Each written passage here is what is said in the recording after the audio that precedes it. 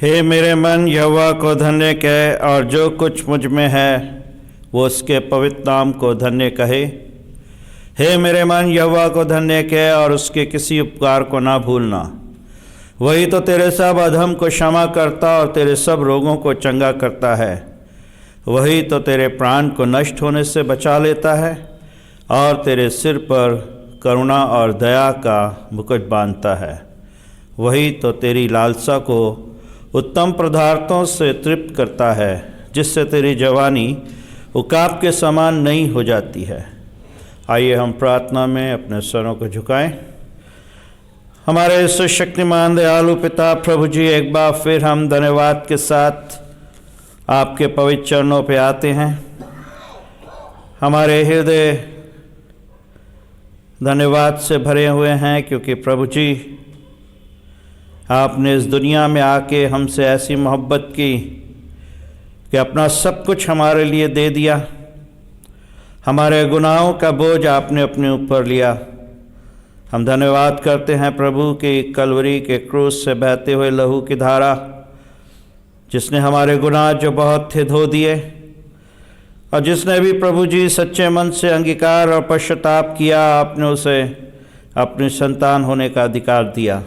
हम धन्यवाद करते हैं कि आज की सुबह आपने ये मौका दिया कि हम आपके भवन में इकट्ठा हो सकें प्रभु, और आपकी बंदगी करें, आपको धन्यवाद दें, आपकी महिमा का गीत गाएं प्रभु, आपके वचन के ऊपर मनन करें।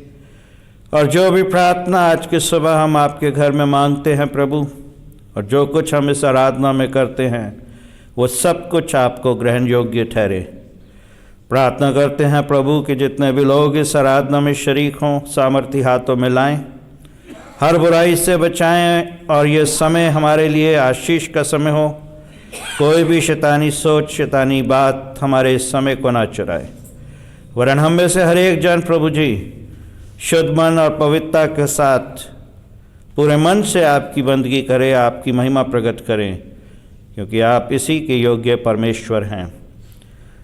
जब तक हमारे सर आपकी हजूरी में झुके हैं प्रभु जी, हमारे ध्यान ना भटकें, वरन हम में से हर एक शुद्ध मन के साथ आपकी आराधना करें और आपका पवित्र आत्मा हमें छुए।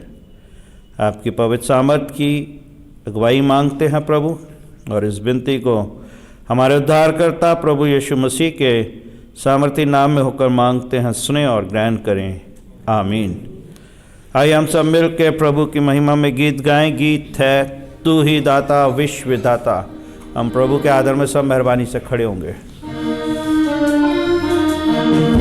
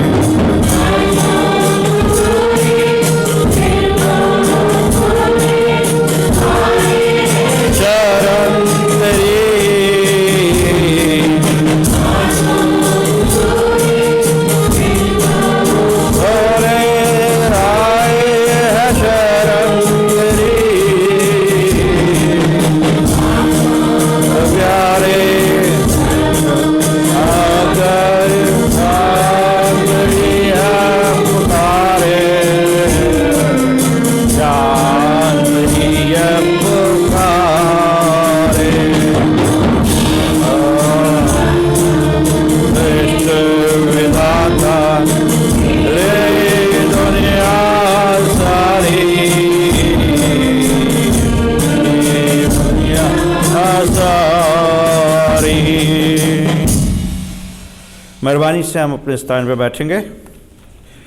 पवित्र से परमेश्वर का वचन हम सुनेंगे। नीति वचन की किताब उसका 8वां अध्याय पद 22 से पद 31 तक।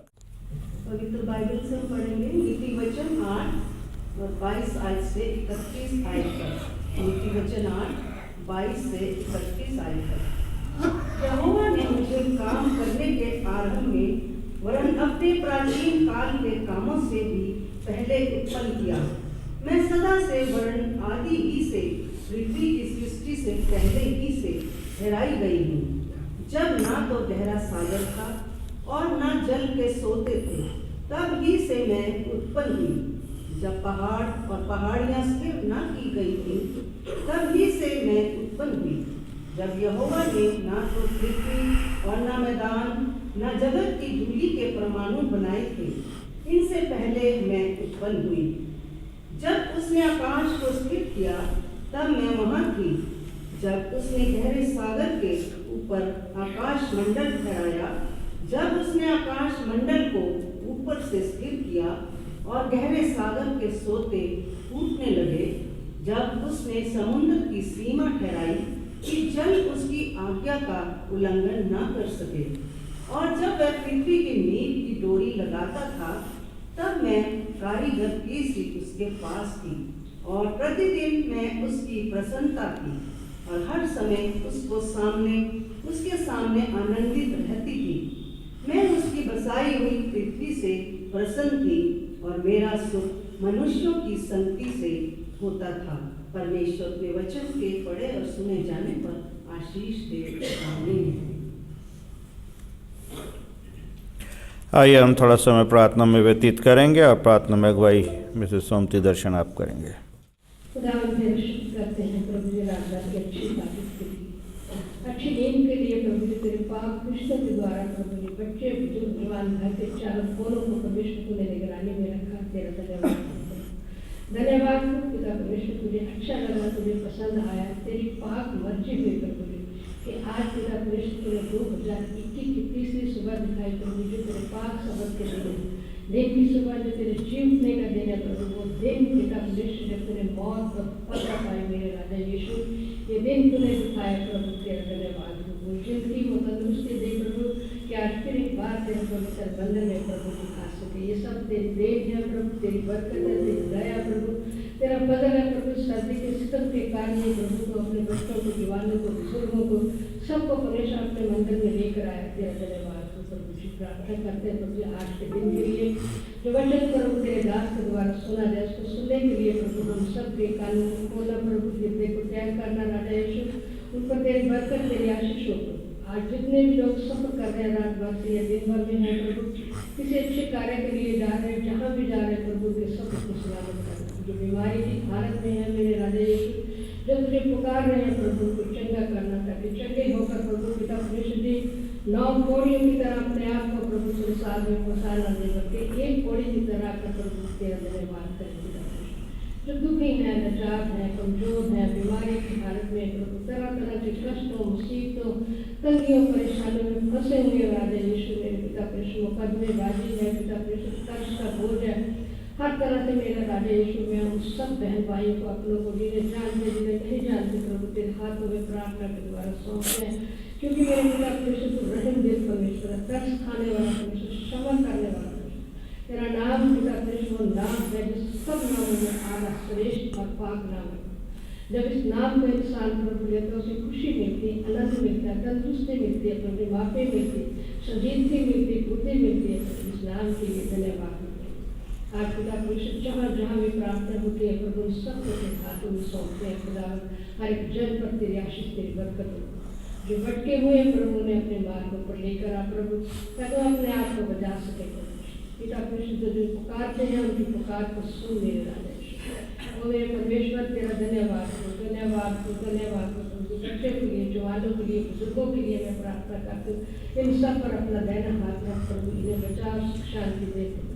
प्रार्थना करते अपने देश के लिए बहुत हाहाकार, बीमारी के कारण, सर्दी के कारण, तो किसान प्रभु सब पूरी पिता परमेश्वर की जगह जगह बैठे हैं प्रभु, सर्दी के सत्र में बच्चे हैं, बुजुर्ग हैं, माएँ हैं, बहनें हैं प्रभु के बीच में राजा यीशु के और फैसले का दिन दे प्रभु, ताकि वो पिता परमेश्वर एक अच्छा फैसला, अच्छा न्याय लेकर अपने अपने घरों में जाए और तेरा शुक्र करें।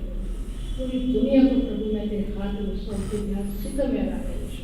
ओ मेरे परमेश्वर, तेरा वचन प्रभु कहता है, दूसरा इतिहास 7:14 में प्रभु लिखा है कि जो लोग मेरे कहलाते हैं, यदि वो दीन भरकर मेरे शब्दों में है, तो मैं सचमुच पृथ्वी पर से उनकी प्रार्थना को सुनकर स्वर्ग में से उनके पाप को क्षमा करूंगा और उसके देश को जीव का त्यों कर दूंगा। प्रभु आज अपने लोगों के, अपने बच्चों के, अपने जवानों के हृदय को नमक कर इन कष्टों से छुटकारा पाने के लिए प्रभु बड़ी दीनता के साथ तेरे सम्मुख आए प्रभु, और अपने पापों से, अपनी खताओं से, अपने अड़ियल पर, अपनी जिद, अपनी हट से प्रभु जी माफी मांगे, ताकि तू पिता प्रेषण हमारी खताओं को माफ करे। पूरी संगति पर जितने यहाँ पे बैठे हैं प्रभु ने एक एक जन पर तेरी बरकत चाहते, जो किसी कारणवश नहीं आ सकते प्रभु, उन पर भी तेरी आशीष हो।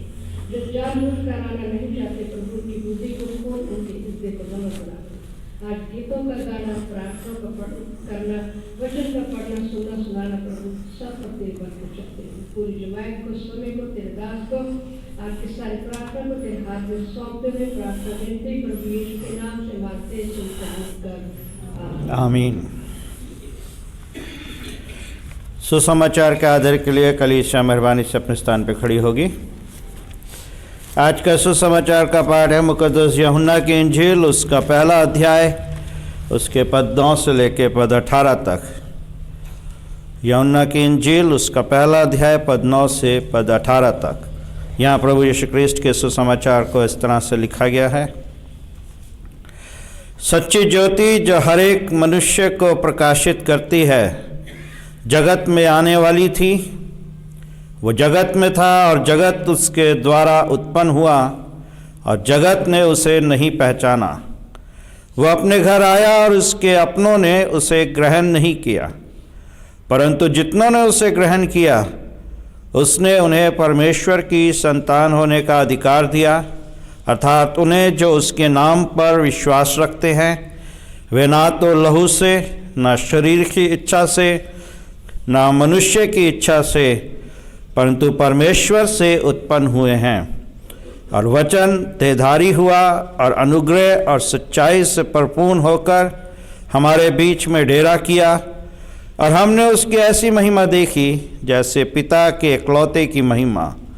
यूहन्ना ने उसके विषय में गवाही दी और पुकार कर कहा, ये वही है जिसका मैंने वर्णन किया कि जो मेरे बाद आ रहा है वह मुझसे बढ़कर है, क्योंकि वो मुझसे पहले था। क्योंकि उसकी परिपूर्णता में से हम सब ने प्राप्त किया, अर्थात अनुग्रह पर अनुग्रह। इसलिए कि व्यवस्था तो मूसा के द्वारा दी गई, परंतु अनुग्रह और सच्चाई यीशु मसीह के द्वारा पहुंची। परमेश्वर को किसी ने कभी नहीं देखा, इकलौता पुत्र जो पिता की गोद में है, उसी ने उसे प्रकट किया। ये प्रभु यीशु ख्रीस्त का सुसमाचार है। प्रभु यीशु ख्रीस्त की स्तुति हो, आमीन। आइए प्रार्थना करें। प्रभु जी, हम धन्यवाद करते हैं आपके वचन की ज्योति के लिए, जो हमारे मार्ग को सीधा करता है। और जब हम आपके वचन पे मनन करें प्रभु, तो आपका पवित्र आत्मा हमें छुए, और आज की सुबह प्रभु आपके वचन से हम आशीषित होने पाएँ, और ये वचन हमारे जीवन में प्रभु जी 60, 70 और 100 गुना फलदायी हो। इस वचन को सुनने की, उस पर मनन करने की और उस पर चलने की आप हम सबको तैयारी दें और अपनी पवित्र आत्मा का मसा दें। धन्यवाद के साथ विनती हमारे उद्धारकर्ता प्रभु यीशु मसीह के नाम में मांगते हैं। प्रभु सुने और ग्रहण करें, आमीन।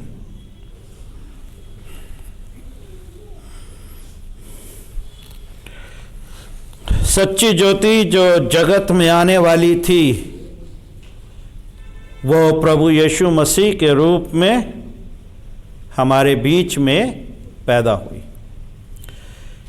जब प्रभु यीशु मसीह के लिए ये बात कही गई कि सच्ची ज्योति जगत में आने वाली है, इसका मतलब है कि जगत में और भी ज्योतियां थीं जो सत्य की ज्योति नहीं थी, अंधकार की ज्योतियां थीं।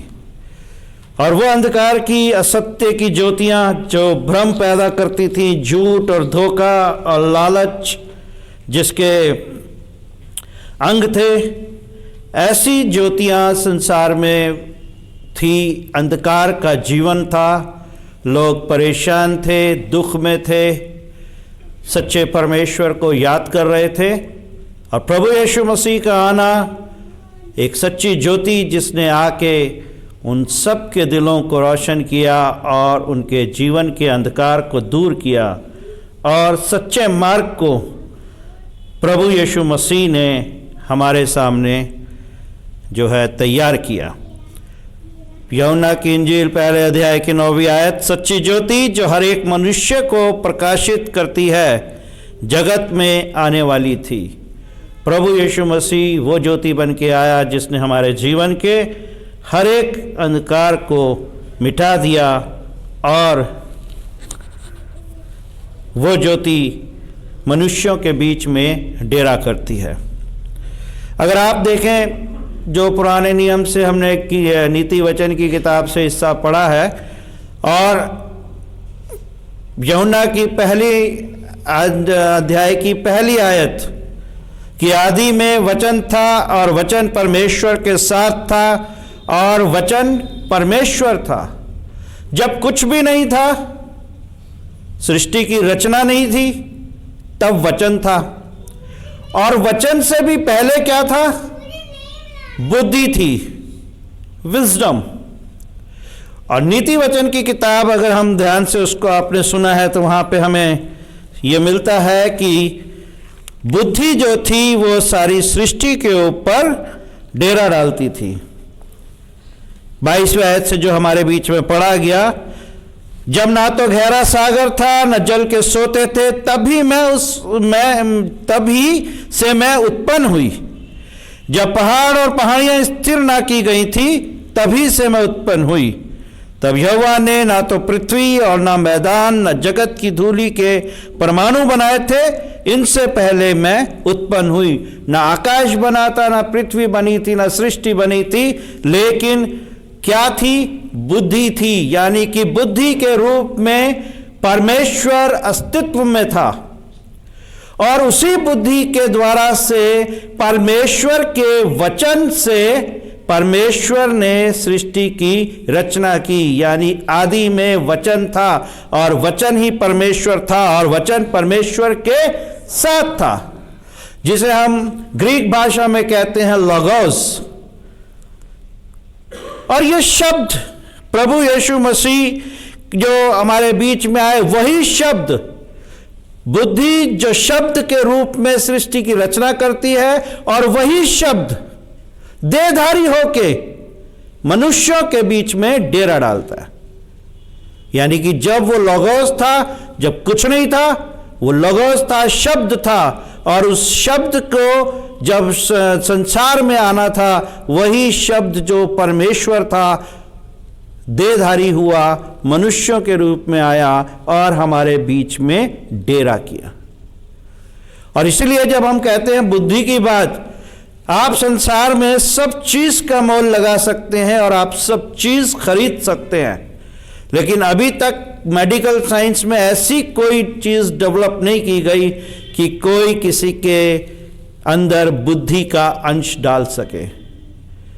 यानी कि वो परमेश्वर है जो हमारे बीच में उस बुद्धि के रूप में, उस शब्द के रूप में हमारे साथ रहता है। और वो शब्द जो था, वो सामर्थी वचन जो मुंह से निकलता था और वो पूरा हो जाता था। परमेश्वर के मुंह से निकले हुए शब्द जो निकलते थे वो पूरे हो जाते थे। और जो वचन हमें बताता है कि मैंने मनुष्य को अपने स्वरूप में, अपनी शक्ल और सूरत में बनाया है, इसका मतलब कि परमेश्वर ने वो सामर्थ भी हमको दी है। हमारे पास जो हमारे मुंह से शब्द निकलते हैं, परमेश्वर ने हमें वो सामर्थ दी है कि हम जो बोलें, जो मांगे, वो पूरा हो जाए। और इसका मतलब यह है कि हमें इस बात को सोचने की जरूरत है कि हमारे मुंह से निकलने वाले शब्द किसी को आघात तो नहीं पहुंचा रहे, किसी के हृदय को दुखी तो नहीं कर रहे, कहीं हमारा ये मुंह किसी को श्राप देने के लिए तो नहीं खुल रहा, क्योंकि वचन की यह सामर्थ है कि परमेश्वर का वचन उसने जो कहा हो गया। हम भी जो किसी के लिए कुछ कहते हैं वो हो जाता है। इसलिए प्रभु यीशु मसीह ने कहा कि तुम एक दूसरे के लिए प्रार्थना करो। अपने मुंह से अगर निकले तो किसी के लिए कामना की बात करो, प्रार्थना की बात करो, ताकि वो चंगाई पाए। जब हम प्रार्थना करते हैं वो पूरी होती है, तो जब हम श्राप देते हैं तो क्या वो पूरा नहीं होगा? अगर हम अपने मुंह से बुराई निकालेंगे तो क्या वो पूरी नहीं होगी?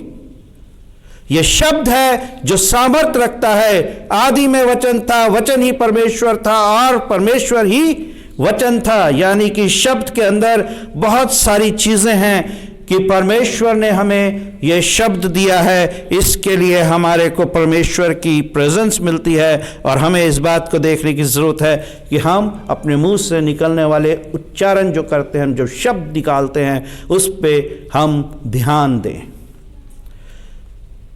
क्या यह पॉसिबल है कि एक ही सोते से खारा पानी और मीठा पानी मिल सकता है? यह पॉसिबल है? तो फिर एक ही मुंह से वचन की बातें और घृणा के शब्द निकल सकते हैं, क्योंकि परमेश्वर का वचन कहता है कि जो मन में होता है वही मुंह से प्रकट होता है। अगर हमारे मन में ये चीजें हैं जो शैतान के अंधकार से हमारे जीवन में आई हैं, तो हमारे मुंह से वही निकलेगा। इसलिए कहते हैं कि अगर हमें पहचान करनी है कि कोई धर्मी है या अधर्मी, उसका वचन, उसका जीवन, उसके बातचीत करने के तरीके, उसके पोस्चर्स, उसके हाव भाव, ये सब इस बात को इंडिकेट करते हैं कि यह परमेश्वर का जन है या ये शैतान के अंधकार का जीवन जीने वाला व्यक्ति है। फिर अजीजों, परमेश्वर ने हमें अपने स्वरूप में बनाया। इसका मतलब ये नहीं कि सिर्फ जैसे हम परमेश्वर की जो हम पिक्चर देखते हैं कि हमारी तरह दिखता है और उसने हमें 2 आंखें और 2 हाथ और 2 पैर देके अपने स्वरूप में बना दिया। उसने अपने अंदर की सारी समानता में हमें समान बनाया, भेदभाव नहीं किया। परमेश्वर जो सोचता था वो पूरा हो जाता था। हम जो सोचते हैं परमेश्वर उसे भी पूरा करता है। इसलिए ये जरूरी है कि हम अपनी सोच के ऊपर, अपने वचनों के ऊपर, अपने जीवन के ऊपर कंसंट्रेट करें, क्योंकि अगर हम जो भी निकालेंगे वो पूरा होगा। जगत की ज्योति, और वो जगत में था और जगत उसके द्वारा उत्पन्न हुआ और जगत ने उसे नहीं पहचाना। 10वीं आयत में कि वो तो था, बुद्धि के रूप में था, शब्द के रूप में था, हमारे साथ ही था, लेकिन हम उसे क्यों नहीं पहचान पाए? जगत उसे नहीं पहचान पाया, उसके लोग उसे नहीं पहचान पाए। वो अपने घर आया, अपनी जाति में आया, अपने लोगों में पैदा हुआ, लेकिन वो भी उसको नहीं पहचान सके। क्यों नहीं पहचान सके? क्योंकि हम वो जो सच्ची ज्योति थी उसमें अपने जीवन को नहीं चला रहे थे। हम उस अंधकार की ज्योति के दास हो चुके थे जिसने हमारे जीवन को ग्रहण ही नहीं करने दिया, उस उजाले को। आगे लिखा है, वो अपने घर आया और उसके अपनों ने उसे ग्रहण नहीं किया। प्रभु का घर कौन सा है? परमेश्वर का घर क्या है? कौन सा है उसका घर? अगर ये पूछे कि कहते हैं कि चर्च जो है परमेश्वर का घर है, यकीनन है, खुदा का घर है, लेकिन और नजदीक में जाइए कि उसका घर कौन सा है? हमारा हृदय। क्या लिखा है वचन? परंतु वो अपने घर आया और उसके अपनों ने उसे ग्रहण नहीं किया। यानी कि अगर हमारे मन में वो आया और हमने उसे ग्रहण नहीं किया, तो क्यों नहीं ग्रहण किया? क्योंकि हमने अपने हृदय में पहले से ही अंधकार के जीवन को अडॉप्ट किया हुआ है। हमारे घर के अंदर पहले से ही वो चीजें भर रखी है, शैतान ने, जगह ही नहीं है। तो वो अपने घर आया और उसके अपनों ने उसे ग्रहण नहीं किया। प्रभु को ग्रहण करने के लिए जरूरत है अपने घर को साफ करना, तभी तो वो हमारे घर में आएगा। यहूदी लोग नहीं कर पाए। आज भी वो कहता है कि मैं तुम्हारे लिए इस दुनिया में पैदा हुआ, क्या तुमने मुझे ग्रहण किया? और जितनों ने उसे ग्रहण किया उसने उन्हें परमेश्वर की संतान होने का अधिकार दिया। 12वीं आयत हमें यह बताती है, परंतु जितनों ने उसे ग्रहण किया उसने उन्हें परमेश्वर की संतान होने का अधिकार दिया, अर्थात उन्हें जो उसके नाम पर विश्वास रखते हैं। सबको नहीं, जो उसके नाम पे विश्वास रखता है। जिसको विश्वास ही नहीं है कि वो हमारे लिए आया, जिसको ये विश्वास ही नहीं उसने हमारे गुनाहों को क्षमा किया, उसके लिए वो आज भी नहीं है। विश्वास की जरूरत है कि जिसने विश्वास किया और जिसने सच्चे मन से प्रभु के ऊपर विश्वास किया, उसके जीवन के अंधकार को निकालने में प्रभु ने उसकी सहायता की। नए साल का पहला संडे, ये ज़रूरी है कि हम पूरे साल जब इस जीवन में आगे बढ़ेंगे, आज हम इस आयत को अपने मन में धारण करें कि वो अपने घर आया और उसके अपनों ने उसे ग्रहण नहीं किया। वो ज्योति जो जगत में आने वाली थी प्रभु के रूप में प्रज्वलित हुई, वो अपने लोगों के लिए आया, अपने घर में आया और उसके घर के लोगों ने उसे अडॉप्ट किया। लेकिन जितनों ने, इसका मतलब यह है कि यह जरूरी नहीं है कि मसीह होने के नाते उद्धार और क्षमा हमें मिलेगी। तब मिलेगी जब हम व्यक्तिगत तौर पे प्रभु यीशु मसीह की संतान बनेंगे। और अगर हम नहीं बनेंगे तो जो भी बनेगा, जो भी सच्चे मन से अपना हृदय प्रभु के आगे खोल के अपने घर में उसका स्वागत कर लेगा, वो इस संसार में उद्धार पा जाएगा, चाहे वो कोई भी हो, हिंदू, मुस्लिम, सिख, ईसाई, जैन, पारसी, जो भी हो, जितनों ने, क्योंकि वो सार्वभौम परमेश्वर है, यूनिवर्सल गॉड है। वो जाति रंग भेद में बंधा हुआ परमेश्वर नहीं है। उसने मनुष्य बनाया, अपनी शक्ल सूरत पे बनाया और अपनी सारी सामर्थ उसके अंदर फूंक दी। जो श्वास उसने फूंका वो जीवन उसने हमारे अंदर डाल दिया और उस जीवन के साथ उसने हमें अपनी संतान होने का अधिकार दे दिया। 13वीं आयत मिलती है, ना तो लहू से, ना शरीर की इच्छा से, ना मनुष्य की इच्छा से, परंतु परमेश्वर से उत्पन्न हुए हैं। परमेश्वर से उत्पन्न हुए हैं। अब यह डिसाइड हमने करना है कि हम आज परमेश्वर के हैं या हम परमेश्वर के नहीं हैं। यह व्यक्तिगत विश्लेषण मेरे जीवन का, आपके जीवन का अपना अपना है।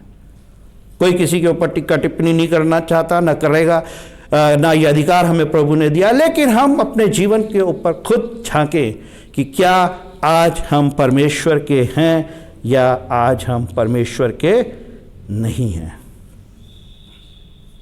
प्यारे अजीजों, वचन देहधारी हुआ और उसने हमारे बीच में डेरा किया। यशायाह की किताब 42वें अध्याय की 6ठी आयत में मिलता है, मैं तुझे प्रजा के लिए वाचा और जातियों के लिए प्रकाश ठहराऊंगा। जातियों के लिए, कहीं भी आप वचन में पढ़ें, पर्टिकुलर व्यक्ति विशेष की बात नहीं है। हर जगह परमेश्वर का वचन सबके लिए बात करता है, मनुष्य जाति, मानवता के लिए बात करता है। प्रभु का घर सबके लिए खुला है।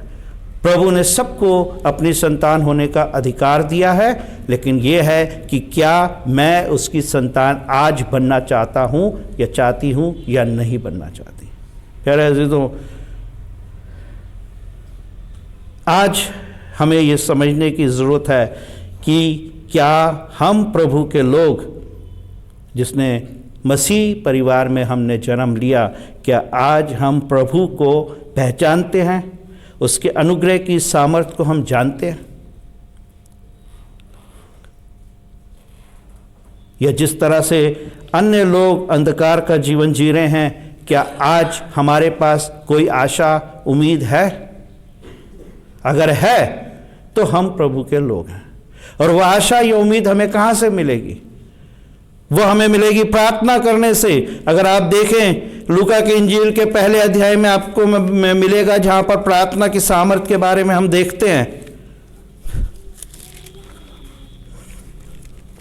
लूका की इंजील पहला अध्याय उसकी 13वीं आयत, हे जकरिया भयभीत ना हो, क्योंकि तेरी प्रार्थना सुन ली गई है और तेरी पत्नी एलिशबा से तेरे लिए एक पुत्र उत्पन्न होगा, तू उसका नाम यूहन्ना रखना। जकरिया की प्रार्थना, क्योंकि एलिशबा बांझ थी और जकरिया प्रार्थना करता था, प्रार्थना से उसने परमेश्वर को खुश किया और परमेश्वर ने कहा कि तेरी प्रार्थना मैंने सुन ली, तेरी पत्नी एलिशबा को बेटा होगा और तू उसका नाम यूहन्ना रखना। यूहन्ना यानी कि जॉन द बैप्टिस्ट, जिसने कहा अपनी सड़कें सीधी करो, अपने मार्ग चौड़े करो, क्योंकि जो मेरे बाद आने वाला है वो सर्व सामर्थी परमेश्वर का बेटा, मैं तो उसके पैरों के बंद खोलने के भी काबिल नहीं हूं। आज जरूरत है प्यारे अजीजों उस उद्धारकर्ता को अपने जीवन में ग्रहण करने के लिए यूहन्ना के संदेश की। हमें अपने मार्ग को जानने की जरूरत है, हमें अपने जीवन को जांचने की जरूरत है और प्रार्थना के द्वारा से हम परमेश्वर की इच्छा को भी बदल सकते हैं। यह परमेश्वर की सामर्थ है। 2021 में इस प्रार्थना की सामर्थ की हमें बहुत जरूरत है। प्यारे अजीजों, परमेश्वर की इच्छा कि तेरी प्रार्थना सुन ली गई। आज प्रभु हमारी प्रार्थना सुनना चाहता है, लेकिन क्या हम प्रार्थना के लिए तैयार हैं? क्या आज हम उस ज्योति में प्रज्वलित होना चाहते हैं कि वो ज्योति हमारे हृदय में है? अगर परमेश्वर हमारे जीवन में है, मैंने बताया कि हमारे जीवन से जो भी निकलेगा वो शब्द ऐसा होगा जिससे प्रभु की महिमा प्रकट होगी, क्योंकि अंदर प्रकाश है हमारे। लेकिन अगर हमारे अंदर क्रोध है, अहंकार है, बुराई है, घृणा है, चीजें हैं, शैतान को हमने रखा है, वो ज्योति हमारे जीवन में नहीं है, तो हमारे मुंह से भी अंगारे निकलेंगे। तभी खुदा का वचन कहता है कि अपने सताने वालों के लिए प्रार्थना करो, उन्हें श्राप मत दो। क्यों कहा? क्योंकि शब्द में उसने वो सामर्थ दी है। अगर आपने किसी के लिए किसी को बोल दिया, वो होगा उसके लिए, क्योंकि शब्द सामर्थी है। इसलिए तो प्रभु ने बार बार कहा अपने सताने वालों के लिए प्रार्थना करो, श्राप मत दो, बुराई मत निकालो, शैतान की चीजों को अडॉप्ट मत करो, क्योंकि अगर हम जैसी हमारी सोच होगी वैसा ही वो हमारे जीवन के अंदर काम कर जाएगा। मैं यहां से एक आह्वान करता हूं, आजकल NTV के ऊपर यीशु सीरियल शुरू हुआ है। आप बहुत सारी चीजें बहुत देखते हैं, लेकिन उस सीरियल को, यीशु सीरियल को देखिए और बारीकी से देखिए। वहां पर अभी जो एपिसोड चल रहा है, जो मैंने देखा है कि जो राजा हेरोदेस का बेटा है, शैतान ढूंढ रहा है प्रभु कहां छुपा है, उसके लिए किसको मैं हथियार बनाऊं। और वहां राजा हेरोदेस का बेटे का जो काम दिखाया है, वो मदिरा पी रहा है, गलत चीजों में उसकी सोच घृणित है, शैतान उसके आसपास घूम रहा है कि ये मेरा काम करेगा, मेरे योग्य है। इसी तरह अगर मेरा जीवन ऐसा है जो शैतान को भाता है, उसे कुछ करने की जरूरत नहीं, ऑटोमेटिकली वो मुझे अपनी महिमा के लिए इस्तेमाल करेगा, हम होते चले जाएंगे।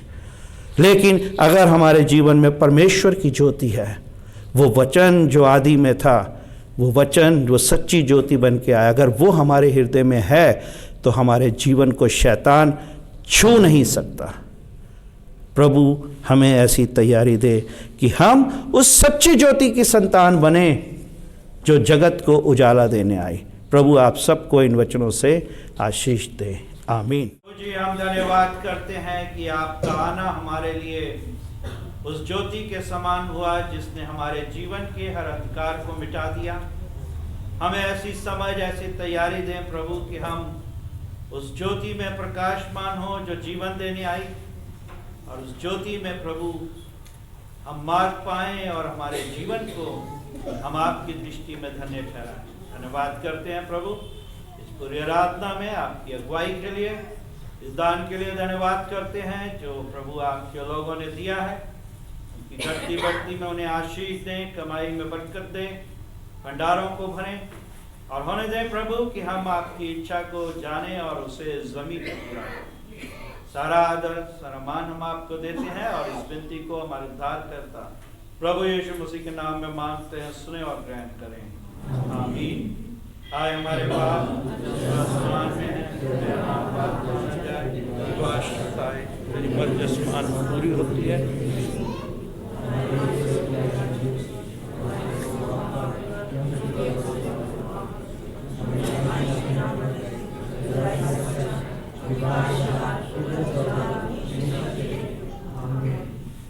हमारे प्रभु यीशु मसीह का अनुग्रह, परमेश्वर पिता का प्रेम और पवित्र आत्मा की सहभागिता हर बच्चे, हर जवान, हर बुजुर्ग के ऊपर अब से लेकर हमेशा तक होती रहे। आमीन।